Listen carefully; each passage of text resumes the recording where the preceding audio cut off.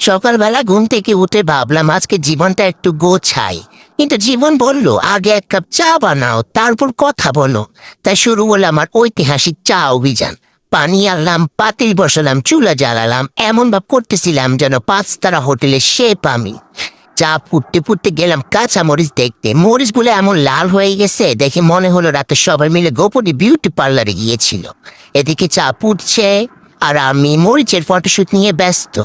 চা যদি কথা বলতে পারতো বলতো, ভাই আমি এখানে গরম হয়ে মরতেছি আর তুমি মরিচ নিয়ে ঘুরতেছো। চা বিস্কুট ট্রের উপরে নেওয়ার ইচ্ছা ছিল, কিন্তু খিদা এমন তাড়া দিচ্ছিল যে সামনে থাকা হাতাটাকে ট্রে বানিয়ে ফেললাম। চা শেষ করে গেলাম ভাত দেখতে। ভাত তখন চুলার উপরে আরামে রান্না হচ্ছে, আর আমি এমন ভাব নিচ্ছি যেন পুরো রান্নার মালিক আমি। তারপর বাড়ির পেছনে ঘুরতে গিয়ে দেখি গাছপালাগুলোকে মাশাআল্লাহ এমন সুন্দর হয়েছে, মনে হচ্ছে আমাকে বলছে, ভাই আমাদের একটু ক্যামেরা দেখান। সব মিলিয়ে আজকের সকালে সবচেয়ে বড় কাজ কি জানেন? চা বানাতে গিয়ে পুরো বাড়ি ঘুরে আসা।